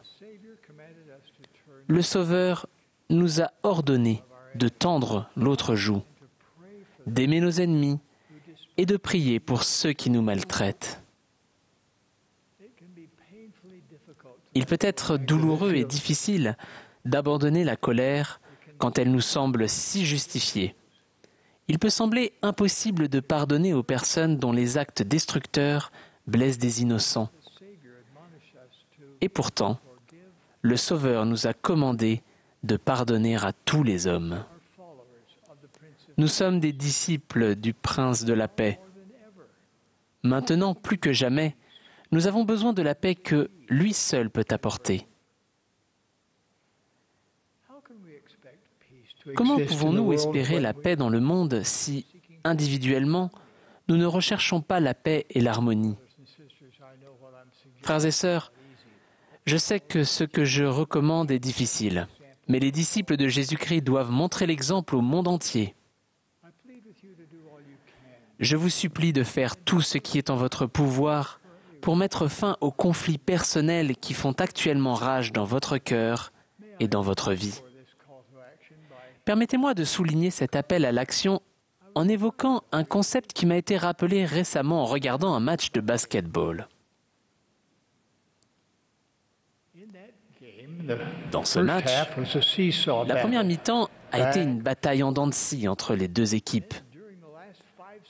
Chaque équipe marquant l'une après l'autre. Puis, Pendant les 5 dernières secondes de la première mi-temps, l'arrière d'une des équipes a fait un magnifique tir à 3 points. À 1 seconde du temps d'arrêt, son coéquipier a intercepté la passe de remise en jeu et a marqué un autre panier, en même temps que le coup de sifflet. Cette équipe a donc regagné les vestiaires avec 4 points d'avance et un élan de dynamisme palpable. Les joueurs ont poursuivi sur cette lancée en deuxième mi-temps et ont remporté le match. L'élan est une chose puissante. Nous en avons tous fait l'expérience sous une forme ou une autre. Par exemple, dans un véhicule qui prend de la vitesse ou dans un désaccord qui se transforme soudainement en dispute. Je demande donc, qu'est-ce qui peut déclencher un élan spirituel? Nous avons vu des exemples d'élan ayant un effet à la fois positif et négatif. Nous connaissons des disciples de Jésus-Christ qui se sont convertis et dont la foi s'est progressivement développée. Mais nous connaissons aussi des croyants autrefois engagés qui ont fini par s'éloigner. L'élan peut faire basculer dans un sens ou dans l'autre. Nous n'avons jamais eu autant besoin d'un élan spirituel positif qu'aujourd'hui pour contrer la vitesse à laquelle le mal et les signes les plus sombres des temps s'intensifient. Un élan spirituel positif nous permettra d'avancer en dépit de la peur et de l'incertitude créée par les pandémies, les tsunamis, les éruptions volcaniques et les conflits armés. L'élan spirituel nous aide à résister aux attaques incessantes et méchantes de l'adversaire et à contrecarrer ses efforts pour éroder notre fondation spirituelle personnelle. De nombreuses qualités peuvent déclencher un élan spirituel positif. L'obéissance, l'amour, l'humilité, le service et la gratitude n'en sont que quelques-unes. Aujourd'hui, je voudrais recommander 5 actions précises que nous pouvons entreprendre pour nous aider à maintenir un élan spirituel positif. Premièrement, engagez-vous sur le chemin des alliances et restez-y. Il n'y a pas très longtemps, j'ai fait un rêve frappant dans lequel j'ai rencontré un grand groupe de personnes. Elles m'ont posé de nombreuses questions, dont la plus fréquente concernait le chemin des alliances et les raisons pour lesquelles il est si important. Dans mon rêve, j'ai expliqué que nous entrons sur le chemin des alliances en nous faisant baptiser et en contractant notre première alliance avec Dieu. Chaque fois que nous prenons la Sainte Seine, nous promettons à nouveau de prendre sur nous le nom du Sauveur, de nous souvenir de lui et de respecter ses commandements. En retour, Dieu nous assure que nous aurons toujours l'Esprit du Seigneur avec nous. Plus tard, nous contractons des alliances supplémentaires dans le temple où nous recevons des promesses encore plus importantes.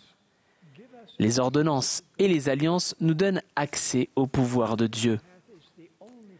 Le chemin des alliances est le seul chemin qui mène à l'exaltation et à la vie éternelle. Dans mon rêve, une femme m'a ensuite demandé comment une personne qui avait rompu ses alliances pouvait revenir sur ce chemin. Ma réponse à sa question conduit à ma deuxième recommandation. Découvrez la joie du repentir quotidien. Quelle est l'importance du repentir? Alma a enseigné que nous ne devons prêcher que le repentir et la foi au Seigneur. Le repentir est requis de toute personne responsable qui désire la gloire éternelle. Il n'y a pas d'exception. Dans une révélation donnée à Joseph Smith, le Seigneur a réprimandé les dirigeants de l'Église pour ne pas avoir enseigné l'Évangile à leurs enfants. Le repentir est la clé du progrès. La foi pure nous fait avancer sur le chemin des alliances. Je vous en prie, ne craignez pas le repentir et ne le remettez pas à plus tard. Satan se délecte de votre malheur. Coupez-y court. Chassez son influence de votre vie. Commencez dès aujourd'hui à goûter à la joie de vous débarrasser de l'homme naturel. Le Sauveur nous aime toujours, mais surtout lorsque nous nous repentons. Il a promis que même si les montagnes s'éloignent et les collines chancellent, son amour ne s'éloignera pas de nous. Si vous avez l'impression de vous être éloigné trop loin ou trop longtemps du chemin des alliances et de n'avoir aucun moyen de revenir, sachez que c'est tout simplement faux. Prenez contact avec votre évêque ou votre président de branche. Il est l'agent du Seigneur et vous aidera à goûter à la joie et au soulagement du repentir. Mais je vous mets en garde. Revenir sur le chemin des alliances ne signifie pas que la vie sera facile. Ce chemin est rigoureux et peut parfois ressembler à une montée abrupte. Cependant, cette ascension est conçue pour nous éprouver et nous instruire, pour parfaire notre nature et nous aider à devenir des saints. C'est le seul chemin qui mène à l'exaltation. Un prophète a décrit l'état béni et bienheureux de ceux qui gardent les commandements de Dieu. Car voici, ils sont bénis en tout, tant dans le temporel que dans le spirituel. Et s'ils tiennent bon avec fidélité jusqu'à la fin, ils sont reçus dans le ciel et demeurent avec Dieu dans un état de bonheur sans fin. Le fait de parcourir le chemin des alliances en nous repentant quotidiennement alimente notre élan spirituel. Ma troisième recommandation est « Apprenez à connaître Dieu et sa manière d'agir ». L'une de nos plus grandes difficultés d'aujourd'hui est de faire la distinction entre la vérité de Dieu et les contrefaçons de Satan. C'est pourquoi le Seigneur nous a avertis de prier toujours afin de vaincre Satan et d'échapper aux mains des serviteurs de Satan qui soutiennent son œuvre. Moïse a montré par son exemple comment discerner entre Dieu et Satan. Lorsque Satan est venu le tenter, il a su détecter sa tromperie car il venait d'avoir une conversation face à face avec Dieu. Moïse a rapidement compris qui était Satan et lui a ordonné de partir. Lorsque Satan a insisté, Moïse a su faire appel à Dieu pour obtenir davantage d'aide. Il a reçu de la force divine et a réprimandé le malin à nouveau en lui disant « Éloigne-toi de moi, Satan, car je n'adorerai que le seul Dieu. » Nous devons suivre cet exemple. Chassez l'influence de Satan de votre vie. Je vous en prie, ne le suivez pas dans son gouffre de misère et de malheur sans fin. Un témoignage qui n'est pas nourri quotidiennement par la bonne parole de Dieu peut s'effondrer à une vitesse effrayante. Ainsi, l'antidote au stratagème de Satan est clair. Nous avons besoin de moments quotidiens où nous adorons le Seigneur et étudions son évangile. Je vous supplie de laisser Dieu prévaloir dans votre vie. Accordez-lui une part légitime de votre temps. Ce faisant, remarquez ce qui arrive à votre élan spirituel. Quatrième recommandation, recherchez et attendez des miracles. Moroni nous a assuré que Dieu n'a pas cessé d'être un Dieu de miracles. Tous les livres d'Écriture montrent à quel point le Seigneur est disposé à intervenir dans la vie des personnes qui croient en lui. Il a ouvert la mer Rouge pour Moïse. Il a aidé Néphi à obtenir les plaques d'airain. Et il a rétabli son Église par l'intermédiaire du prophète Joseph Smith. Chacun de ces miracles a pris du temps et n'était peut-être pas exactement ce que ces personnes avaient initialement demandé au Seigneur. De la même manière, le Seigneur vous bénira en vous accordant les miracles dont vous avez besoin si vous croyez en lui, ne doutant en aucune façon. Accomplissez la tâche spirituelle de rechercher les miracles. Priez et demandez à Dieu de vous aider à exercer ce genre de foi. Je vous promets que vous verrez par vous-même que Jésus-Christ donne de la force à celui qui est fatigué, et il augmente la vigueur de celui qui tombe en défaillance. Rien ne vous donnera plus d'élan spirituel que de voir le Seigneur vous aider à déplacer une montagne dans votre vie. 5e recommandation, mettez fin au conflit dans votre vie personnelle. Je réitère mon appel à mettre fin au conflit dans votre vie. Ayez l'humilité, le courage et la force nécessaires pour pardonner et demander pardon. Le Sauveur a promis que si nous pardonnons aux hommes leurs offenses, notre Père céleste nous pardonnera aussi. Dans 2 semaines, nous célébrerons Pâques.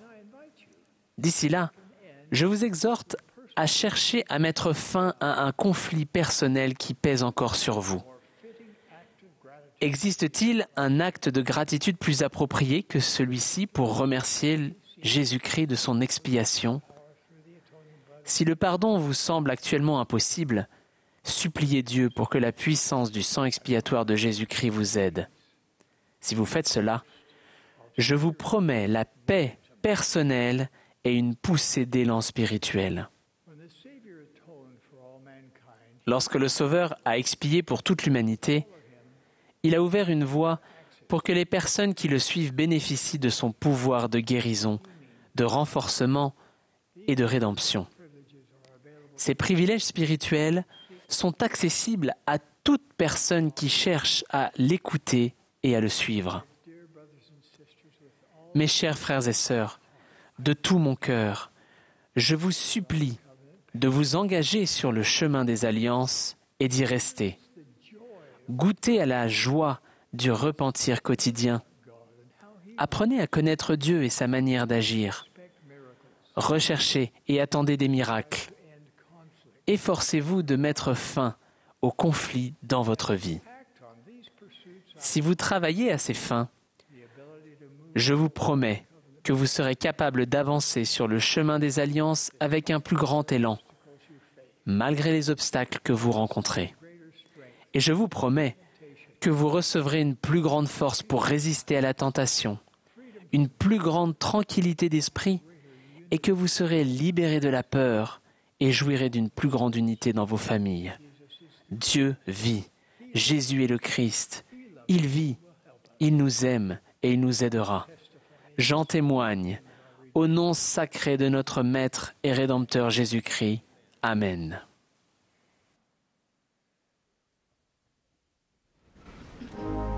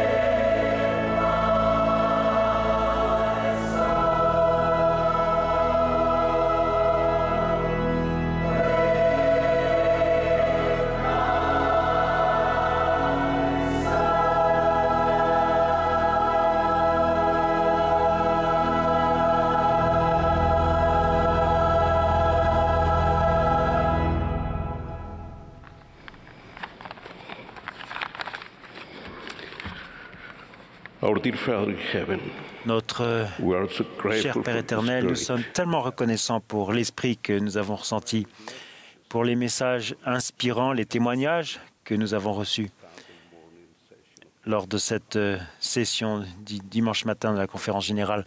Nous te remercions pour ton Fils unique, notre Seigneur Jésus-Christ, pour son évangile, son Église rétablie dans ces derniers jours. Nous te demandons de bénir le président Nelson, le prophète de l'Église, ainsi que ses conseillers. Nous te demandons de nous bénir afin que nous soyons fidèles et que nous demeurions dans le chemin des alliances. Nous sommes reconnaissants pour l'esprit que nous ressentons, pour tout ce que nous avons appris aujourd'hui. Nous te demandons de bénir le reste de cette conférence et nous te demandons ces choses au nom de Seigneur Jésus-Christ. Amen.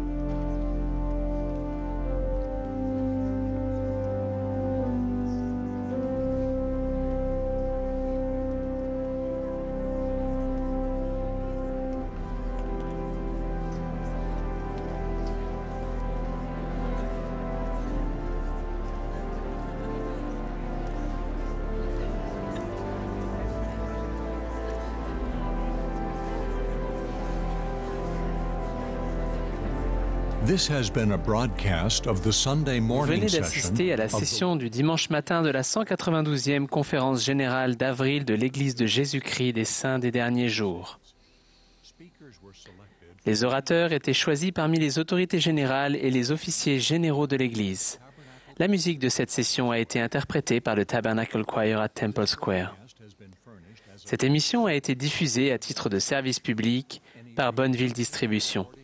Tout enregistrement, toute reproduction, transcription ou autre utilisation de cette émission sans autorisation écrite sont interdits.